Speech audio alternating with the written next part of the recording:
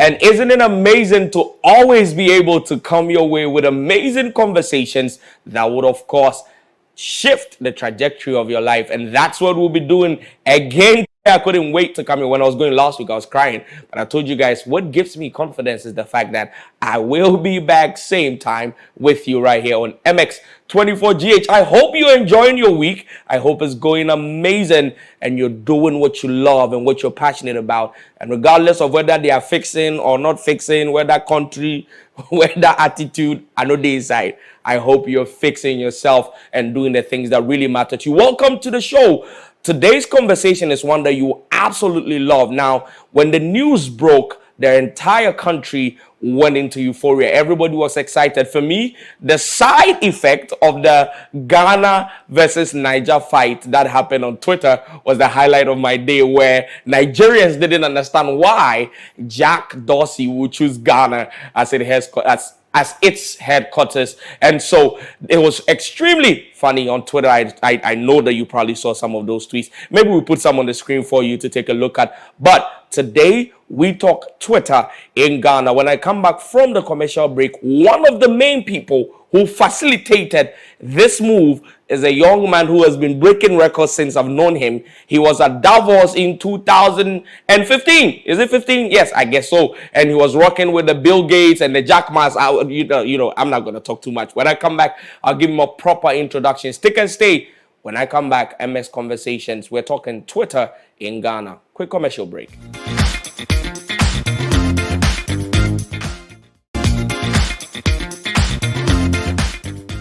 Welcome back, MX Conversations right here. My name is Kwame A.A Opoku, and every week I have the conversations that really matter. Now, this young man has been on the show before. In fact, he's been on a multiplicity of my shows. You know, he's been on this one and that one. But in this particular conversation, we get the opportunity not only for him to give us details into Twitter's headquarters coming into Ghana, but we also get to highlight his achievements as a young man and all that he's done. So he's like a brother to me. It's not like he's like a brother. He's a brother to me. We know each other extremely well.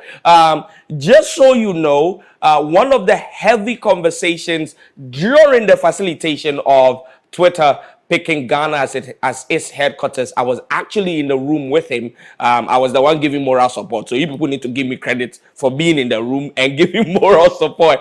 But Mr. Foster Awintiti Akugri is the president of Hack Lab Foundation, literally one of the biggest tech and innovation foundations on the continent of Africa. And they organize single-handedly, without a doubt, the biggest hackathon that the sub-region has ever seen. He's been doing it for more than 5 or so years. I think we just celebrated the 5th year anniversary. I've been a part of it for the last 3 years. Every single year, I am a part of it.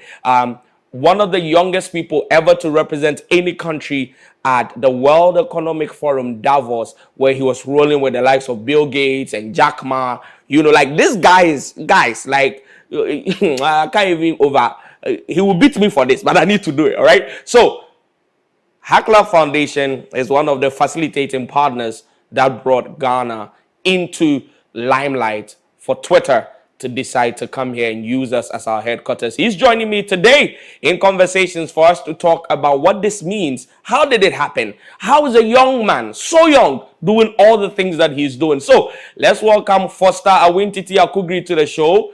How are you doing, brother? Hello, Kwame. I'm doing great. Yourself? I'm doing great. Welcome back to the show. You've been here before. Yeah, thank you very much for keep bringing me on the show. I will bring you again and again and again. Now, please, let's start. How does it feel to share the same space and breathe the same air with Bill Gates and Jack Ma? Tell me about your Davos experience. Right. I still live. It's still like a deja vu for me, right? It was quite an overwhelming experience, and at the time I was just getting into my prime, and so it didn't mean so much to me until later on when I reflected on the experience. I realized what it meant. Yeah. Until date, I really give credit to that opportunity because it gave me a different perspective about life, and I came close enough to these kinds of people to realize that they are actually humans and not superhumans. Yeah. And How old were so you then? the belief that I can do it kind of spiraled, right? Increased, and so I tried to rub it off anyone who comes close to Yeah. me. Yeah. How old were you then when you went to Davos? I was 23. Oh wow. You know That's what? 4 odd years. Yeah. Yeah. Yeah. All right. Now, tell me the work that you do at Hack Lab before we jump into the Twitter conversation. What is Hack Lab? What are you doing? What's the vision? Why did you start it? Well, so we started this journey somewhere in 2015, right? I was still a student in KNUST studying computer science.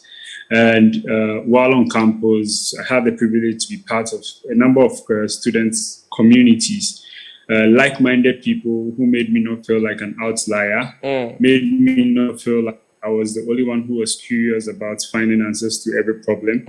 And so it created this motivation and energy around me to want to do better, to want to be a problem solver and not just a problem identifier. And so we were part of this group called M Friday. Later, M Friday founders exited the school without a succession plan, and so the club died out, the community died out. We tried to revive it a number of times. We weren't successful. So I was like, hey, I brought together a few other friends and I was like, can we try this? And so we pitched this idea to Dream Over Foundation. At the time, the CEO was Derry Dean, who I've met on Facebook, engaged with him on Messenger. Little did I even know he was the CEO. So I asked him whether he worked with the company that built SlidePay. He was like, yeah. He invited me to his office, introduced me to his co-founders. Fast forward, introduced me to Stanbic Bank. Stanbic Bank provided the first seed fund that was used to facilitate the first hackathon in Vodafone Cafe, KNUST, in 2016, somewhere in March. I remember vividly. Still plays like it was yesterday. 74 participants. Today, the community has grown to over 10,200 people. We have streamlined our focus to preparing the youth for future jobs. We've become known for our hackathon, which is the largest hackathon organized in Africa. Yep. We've managed to place over 800 people in jobs in the last 3 years through partnerships and collaborations with organizations like IBM, Vodafone, GIZ, Stanbic, Twitter. We continue to try impacting the lives of the young people who we believe are the future of Africa. Amazing, right? Amazing. That's so succinct and so clear. You saw the gap, and I love what you say when you say that you didn't just want to be a problem identifier, but you wanted to be a problem solver. Now, let's talk Twitter. I know that the work you do comes with a lot of partnerships with tech companies. I've seen you work with Vodafone. I've seen you in conversations with companies like HP. I've seen you do work with IBM and all of those. Because you organize hackathons, tech partnerships are something that we can expect. However, your partnership with Twitter is a unique one that we cannot overlook. So how did the conversation, first of all, where did the connection even come from? And how did the conversation start about Twitter and Africa and Ghana? Oh, well, the connection between Hack Lab and Twitter started somewhere in 2019, right? Through someone who has become a very good friend of mine today, who is the head of policy for Sub-Saharan Africa, as well as government relations and philanthropy for the sub-region for Twitter. Emmanuel, they visited Ghana somewhere in March 2019, along with the legal and policy team for a conference. And I think it was a freedom conference or freedom something around that. And visited my office to have a chat around Ghana. But we had met prior in Morocco. where we were participating in the Atlantic Dialogues Summit, right? And so the conversation started from there about Ghana, continued when they visited Ghana, and giving them, having worked in the space of innovation for the last 8 years, I believe I had a lot to share around giving them a snapshot of what the ecosystem looks like and a comparison between Ghana and the rest of Africa, the hotspots like Nigeria, Kenya, Rwanda, South Africa, etc., etc. And so it continued from there. We've become beneficiaries of Twitter's philanthropic work on the continent since 2020. They've supported a number of our initiatives and continue to support us in our cause. And so that was one of the motivations which kept the conversation ongoing, right?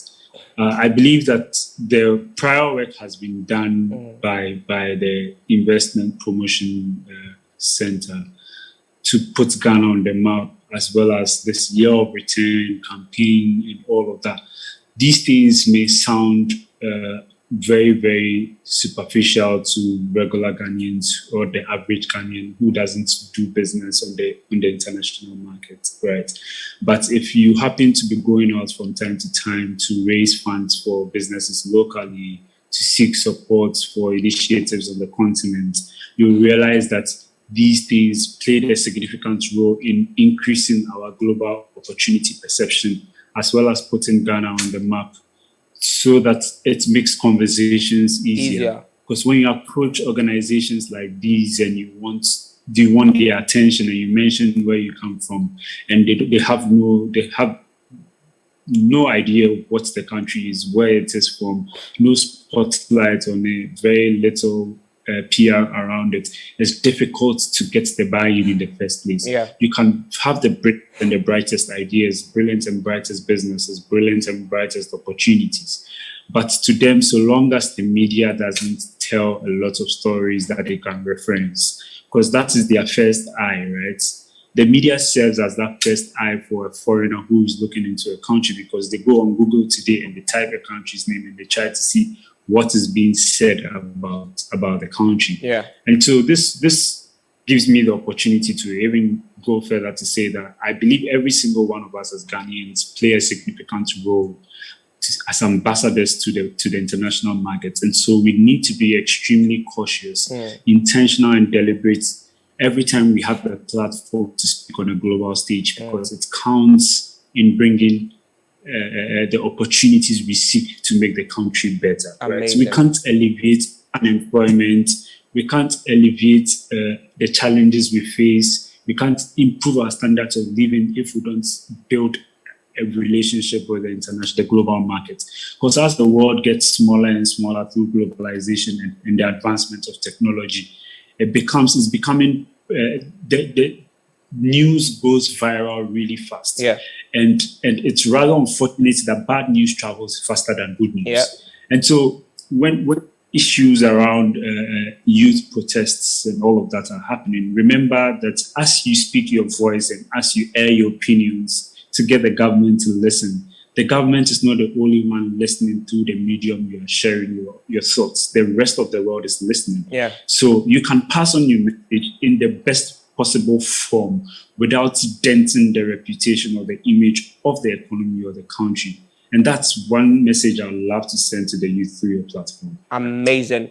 Now, I think that's so deep what you said, because when you think about it as separate units, you when you think about December in Ghana, when they brought, full circle, when they brought the Hollywood celebrities and all, to somebody that looks like, Abaya Kofa and Kofa Aba no more Chile, but then when you put all of it together and you then are able to analyze its substantive impact on the nation's brand globally, I've worked around the continent, and it's almost as though anywhere you mention you're from Ghana, you are already at an advantage. I don't know if you've experienced that as well. It's like we generally we have a good name out there,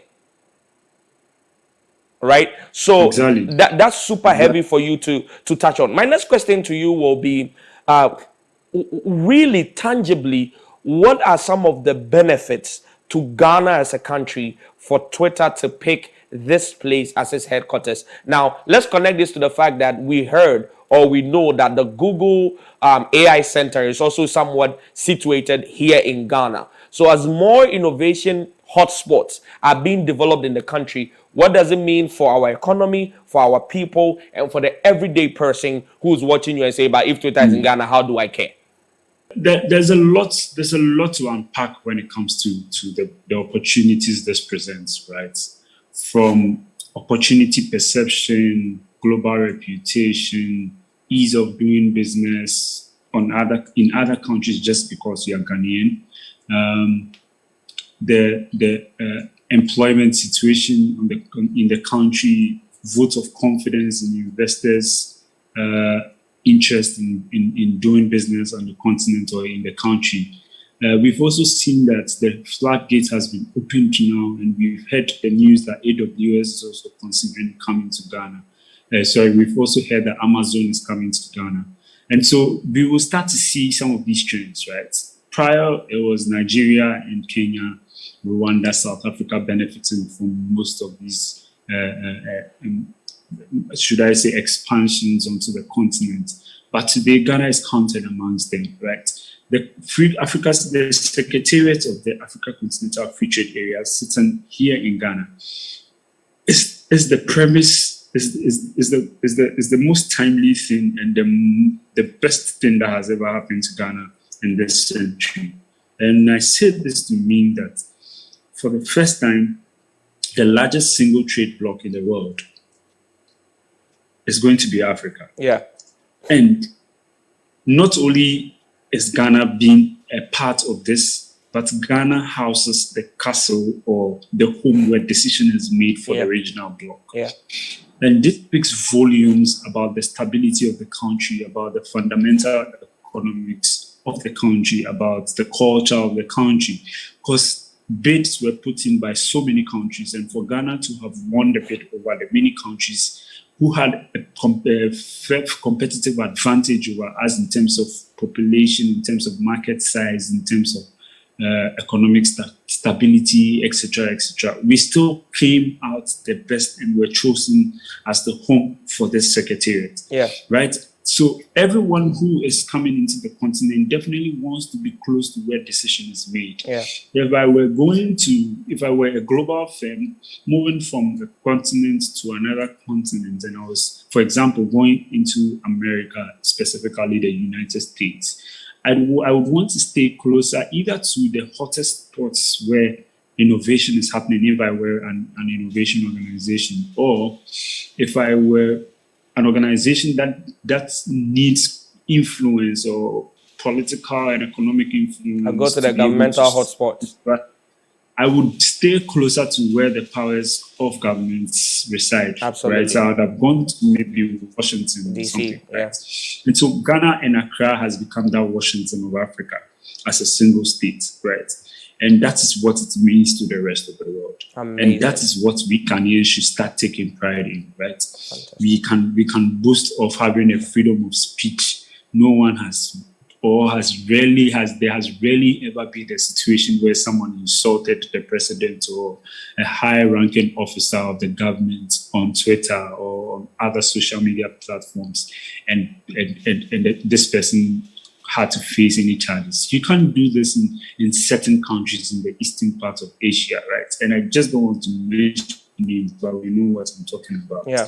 And so we happen to live in a free press environment, a freedom of a very matured or maturing democracy or an advanced democracy. And Ghana's support for freedom of speech, online freedom, and the open internet has created this opportunity for companies to want to consider us as a destination to start to build a new home for their business. Amazing. MasterCard Foundation moved its operations from Canada to Africa and situated its operational office in Ghana. This happened somewhere 2 years ago, right?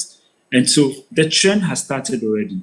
People are just not paying attention. It's just now that people's minds are starting, because Google set up its AI center, the research center, somewhere 3 years ago in Ghana. Yeah. In as much as it's still yet to catch fire, it's only a research center, to be frank.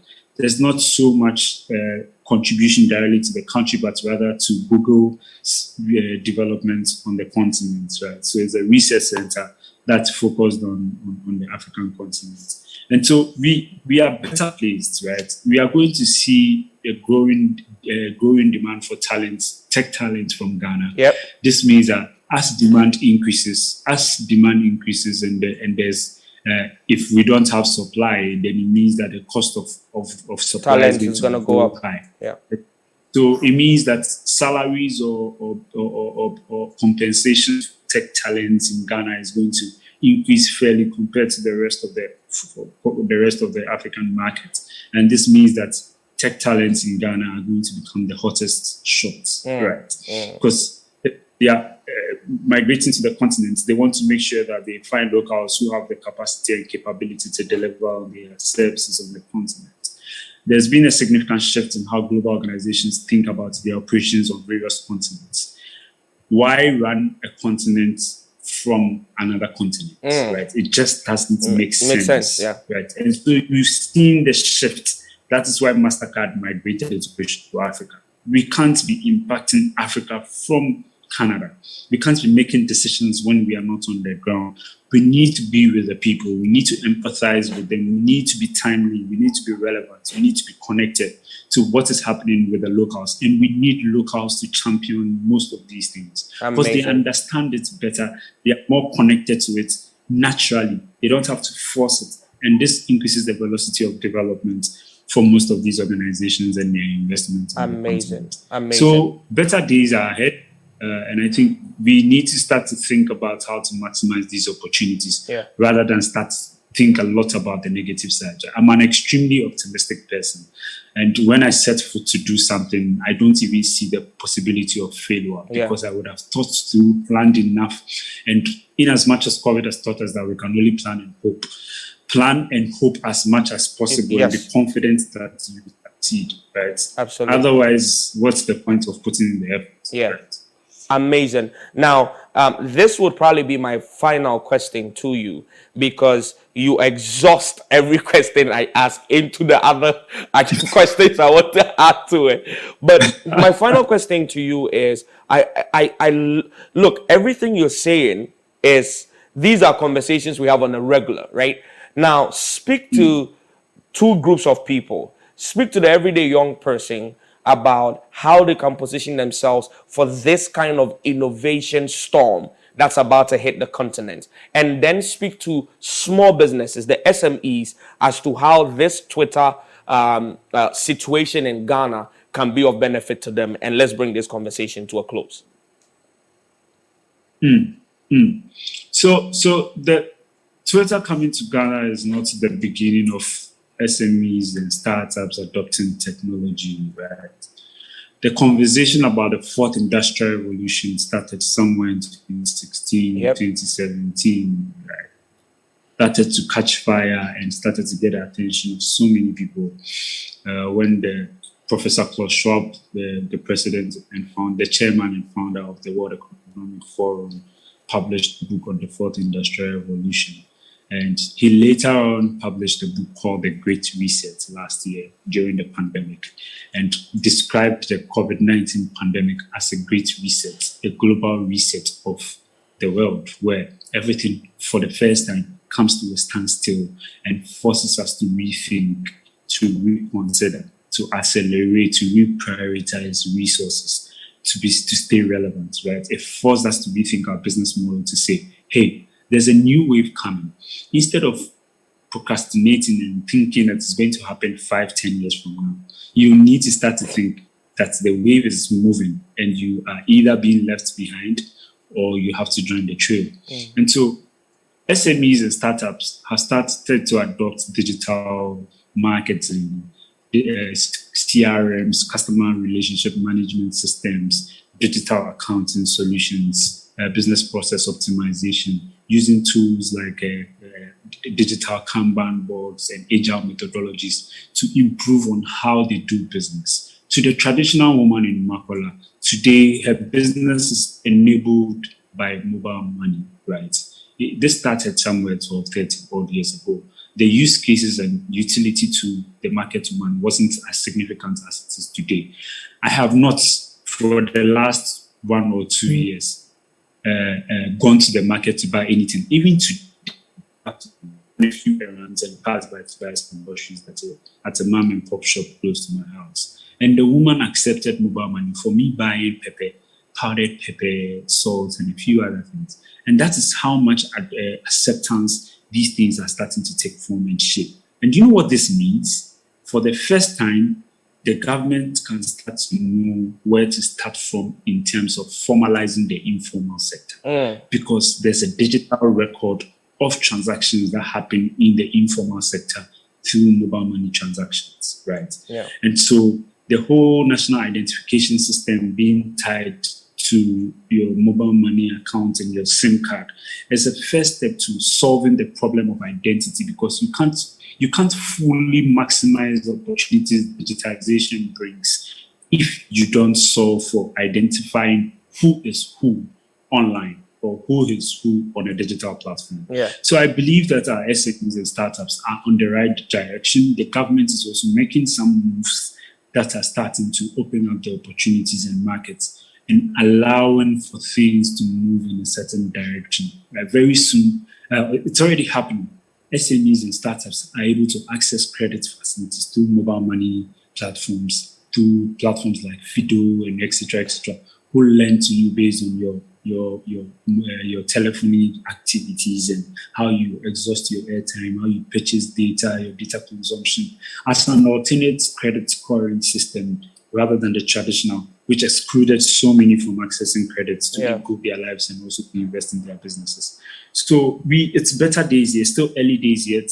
We have moved from crawling to maybe trying to walk, right? We now stand and hold things. Yeah. Gradually we'll grow and we'll catch up with the rest of the world. Absolutely. But I for one, believe that Africa shouldn't define our civilization or modernization based on westernization, right?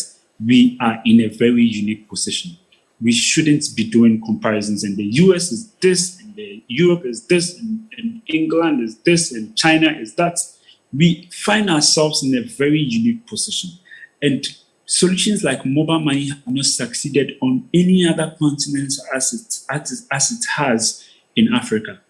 And a significant volume of transactions that happen on mobile money and the adoption of mobile money falls on Africa. And that tells you how unique our problems are, right? So we need to start to think about unique ways to leverage our local resources and local perspectives. I'm a strong proponent for Sankofa, right? Yeah. When we go into the past, we realize that there's a trend that is repeating itself. However, we think of it as new ideas, but rather it's innovating on what we have lived with, right? Because it's embedded in us, we don't even see that it's something from the past or it's something we've been living with. We see it as something new because the West sees it as new, and therefore, because we believe in what they say, we think of it as something new. Absolutely. So let's go back. Communal Absolutely. labor and all of that, right? So time will not permit me, but these are my few words. And for me, that's what I'm taking home, bro. I'm taking home the Sankofa. I think Sankofa works everywhere, but for relationships. Some exes don't sang and go and fuck. Thank you very much, Foster Awiditi Akugri, president of Hack Lab Foundation, one of the major facilitating partners for Twitter, choosing Ghana as its headquarters, telling us about his experience, his foundation, the work that Twitter is going to do here, and all the opportunities that are available for every single one of us as Ghanaians. And some of the things he said, I'm going to watch this show and repeat myself and make notes so that as a speaker, I can put some in there and charge dollars for it. So thank you for giving me points for my next innovation presentation. Quick commercial break. When I'm back, some Vim for your week, my motivational video, and then the thing that I hate doing. But let's go do a commercial break. When I'm back, we have more for you right here on MX Conversations.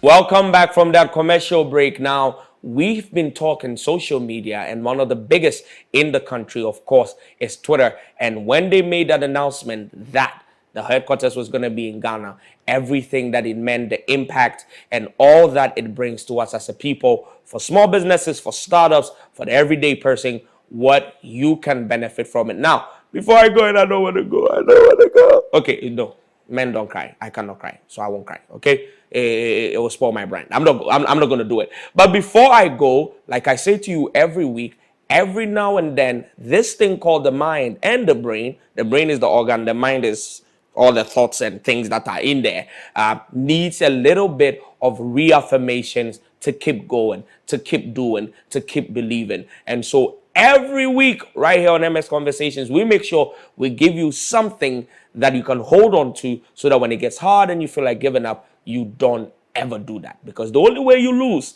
is if you give up. And so enjoy the rest of the week. I've got the motivational video coming up before I leave you. Make sure you're doing stuff that you love. Pursue the things that set your soul on fire, and make sure that regardless and irrespective of what happens, you wake up every day trying to do better than you did yesterday. Enjoy the rest of your week. Shalom, peace be with you guys. Cheers, and go out there and be great. Motivational video coming. See you same time next week right here on MX24G. What this event represents, I started thinking about all of the people in my life who were just that. People who let their light so shine before me in some of my darkest times. I grew up in New Orleans. My mother worked as a daycare assistant at the Jewish Community Center. The man that I was told was my father was a carpenter and a functional alcoholic. He was abusive to my mother and I. So needless to say, for most of my younger years, I was angry. And by the time I entered into adolescence, I was furious. God knew I needed points of light. So he gave me a praying mother.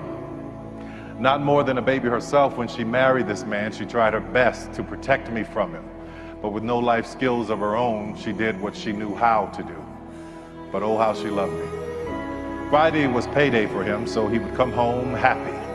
But that was short-lived. He would go out and return a few hours later drunk and angry, yelling and fighting her. And as I watched in horror, God knew that this little boy needed points of light. This happened every Friday and every Saturday night, but come Sunday morning, my mother would come in the room and wake me up, shake me in my chest and say, "Come on, baby, let's go to church." When we get there, I would see my mother up in the choir singing, happy, rocking, talking about, "Thank you, Jesus." I remember being a little boy wanting to know this God, this Jesus that made my mother so happy. She said, "Baby, I'm gonna teach you how to be a Christian, the real one. You know, the ones with flaws, that makes mistakes, the ones that God himself used in the Bible, that kind. Not these perfect pretending holy rollers," she called them, you know. She taught me that God loved me. And oh, what a point of light he has been for me. Now, I'm sorry, I know it's not politically correct to talk about God and faith these days, but oh well, they gave me a microphone. Thank you for allowing me to be myself. It was my mother teaching me about God and faith that allowed me to forgive my father and also to be able to understand them both. Now that I'm older, I realize that my parents had no examples. They were two wounded children trying to raise a wounded child. Years later, I would enter into show business not knowing that I was carrying a desire to share what I had learned and witnessed growing up. Not knowing that the very people that had made me laugh and made me cry and made me happy, made me sad, and literally had made me, were showing up in my work. Their lives, their stories, their hopes, their dreams, their despair were all on display in my films and my storytelling. I only wanted to bring laughter and light now because I had seen so much darkness growing up. I was writing about things that were raw and guttural, my own experiences, so much so that it made the critics uncomfortable. It was crass and abrasive to the trained eye, offensive they called it. But while they were writing their reviews, I was receiving emails and likes on Facebook by the millions from people all around the world who got it. Like the letter I got from a woman who said, my sister saw Diary of a Mad Black Woman, and you did in 2 hours what my family has been trying to do for 12 years. She's leaving an abusive relationship. Yeah.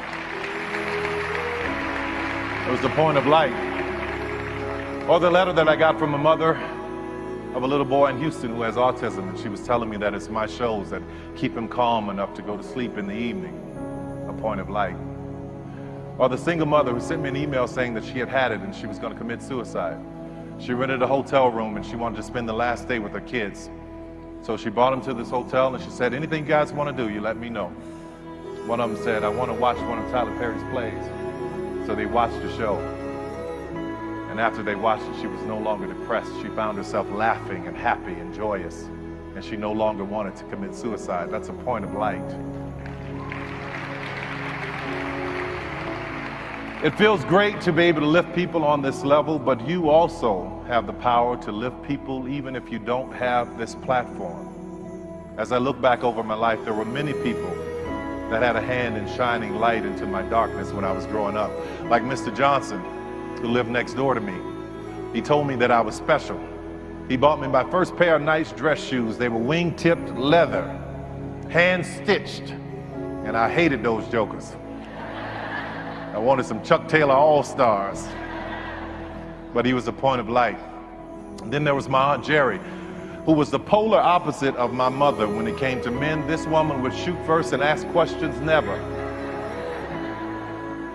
She taught me how to stand up for myself. She was a point of light with a good aim. And then there was Mr. Butler. Let me tell you how I met Mr. Butler.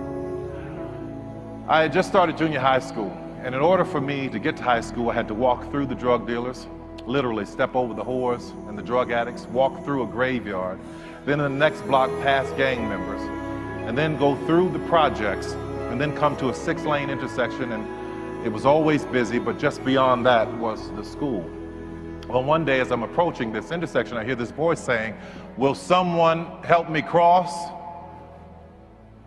He was in a suit. He had a cooler in a hand and a folded lawn chair in one hand and his cane in the other. Will someone help me cross, he said. People kept ignoring him, walking past him with their busy lives. We were poor, but we were busy. I don't know why poor people are so busy. I said, I'll help you, in my 13-year-old changing voice. He said, well, thank you, son.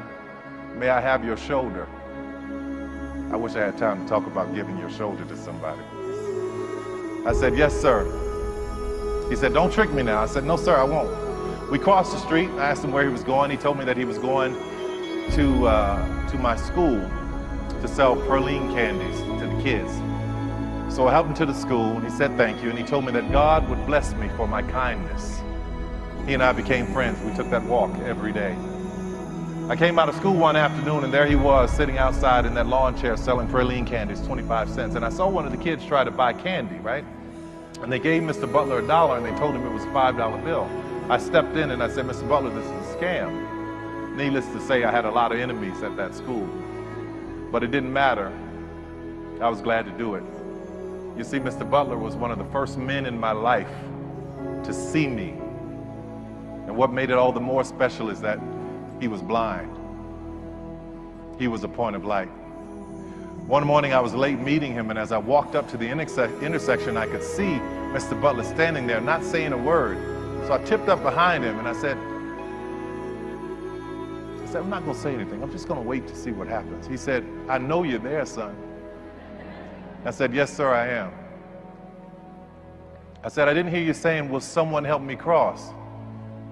He said, no, I was listening for you. I said, you were? He said, yes. Sometimes in life, son, when you pray and you've said all you can say, all you have to do is stand and wait and listen. What a point of light he was.